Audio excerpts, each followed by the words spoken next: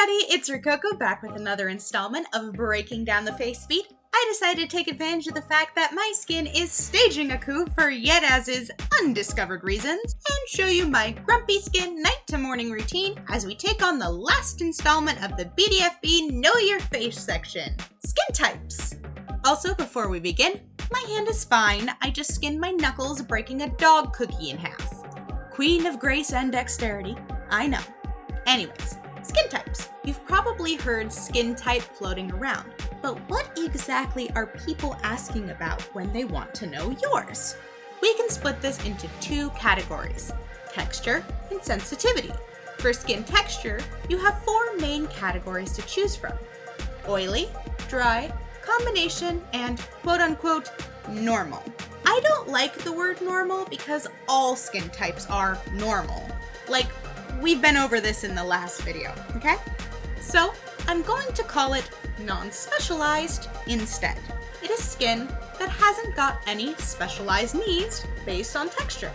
Non-specialized. So what about the specialized textures? That leaves us with oily, dry, and combination. Oily skin can be identified by a slippery or greasy feeling when touching the face, shininess, lots of breakouts, and sometimes enlarged pores. Dry skin can be identified with ashiness or flakiness, cracking problems, especially in cold weather, and tight or pulled feeling skin when you move your face. Combination skin is where some parts are oily and some parts are dry.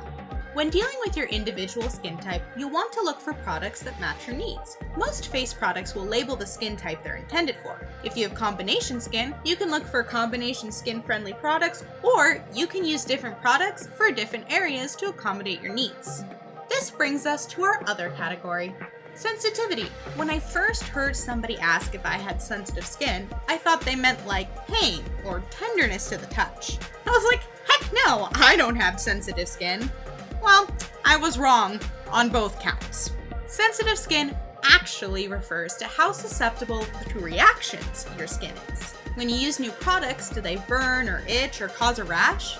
If it's typical for you to experience these kinds of discomfort with products, then you probably have sensitive skin like I do. So now that we've identified our skin type, we should get acquainted with identification techniques and terms. First, terms. There's so many terms in skincare. We could be here all day long if we went over all of them. But since I rather enjoy not spending 3 weeks editing a single video, and I'm not a trained health professional, we're going to keep it basic. Two categories again here, the daily stuff and allergies. As far as the daily stuff goes, you have 5 main terms you want to look for: pores, acne or pimples, ingrown hairs, hyperpigmentation, and fine lines or wrinkles. Pores are the teeny openings at the top of our hair follicles in our skin that make it possible for us to produce the oils our skin needs to be flexible and functioning, and to sweat so we can cool down. We do need them, so getting rid of them isn't something you want. But sometimes aesthetically, people wish to reduce their apparent size. When pores get clogged, we get pimples. Pimples come in several different forms, but usually there's a reason behind their appearance, which we'll get into later.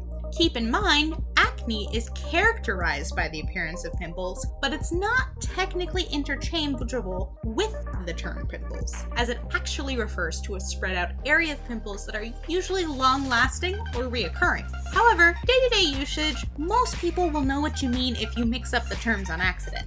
Something that can be confused with pimples is what's called ingrown hairs. Basically, an ingrown hair is a hair that got confused on its way out and was like, nah. Usually, this results in a bump or irritation similar to a clogged pore. Hyperpigmentation can follow the appearance of pimples or inflamed follicles, and as discussed in my previous video, is nothing more than the darkening of skin in a specific area.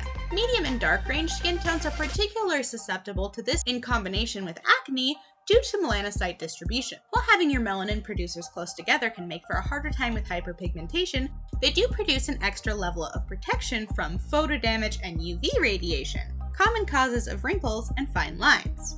Fun fact, an article from the Journal of American Academy of Dermatology, Photoprotection by Melanin, a comparison of Black and Caucasian skin, published findings where Black skin produced SPF 13.4 on average all on its own.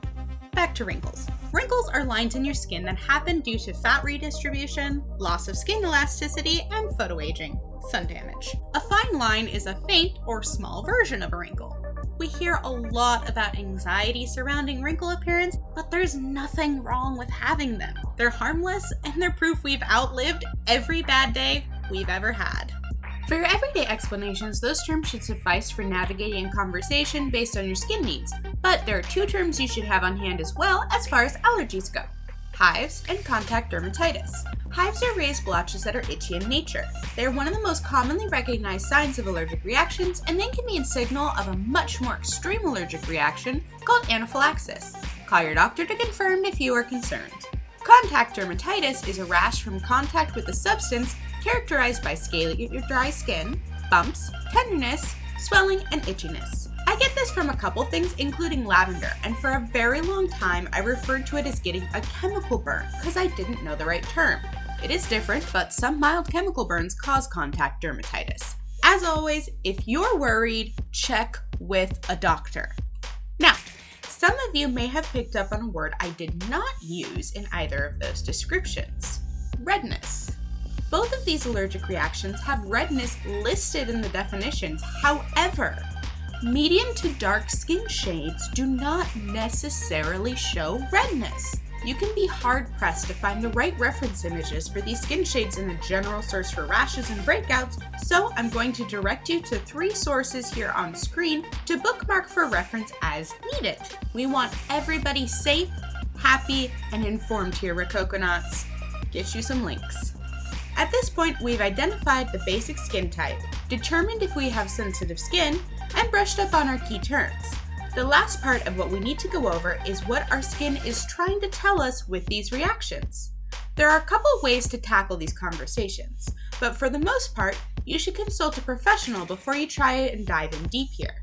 But there's a few things you can have as a reference to do minor adjustments yourself. Most self-assessment information you can find for us everyday people connects back to a concept called zoning. Typically, zoning information found in your basic Google search stems from the ideas presented in Ayurvedic and traditional Chinese medicine. Zoning in these practices involves separating the face into different zones that correlate with parts of the body they are influenced by as a means of reading what the body wants. For example, pimples on your chin is usually associated with hormones or reproductive organs. You can find many of these maps with a quick search online for general reference.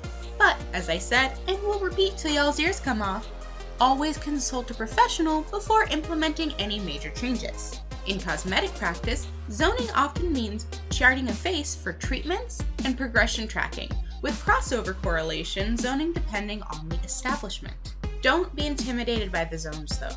Unless you're a professional, the only zone name you'll need to keep handy is what's called the T-zone. This term applies to across skincare and cosmetics and refers to the center line of your face across the forehead and down, like a capital T. The T-zone is typically our oily spot if you have combination skin, and it's the most common area for breakouts. If you do decide to check out some skin zoning tips, chances are you'll come across some suggestions beyond cleansers and masks, and you'll end up in nutrition. I hate to be the bearer of bad news, but there is no magic diet that's going to make your skin do what you want. Your skin is an organ. It's complex and fickle and very individualistic. No one thing is going to be your end-all. However, general nutrition never hurts. Getting vitamins and nutrients and drinking enough water aren't magical, but they help. Fruits, vegetables, multivitamins. If you have the access, go for it. Don't revamp your whole diet or anything. That you're gonna need a doctor for. But a few small changes here and there are fine. In general, vitamin A and vitamin E have been shown to help with elasticity, overall skin health, and ability to promote circulation, while vitamin C has been a preferred carrier for those fun things like hyaluronic acid and collagen assistance to latch onto. Hydration in general helps all your organs, and if you got something to flush, it's going to help you out. It's even been proven that adequate hydration can work the same as a really good moisturizer. Just don't forget to keep your electrolytes up. We want hydrated, not waterlogged.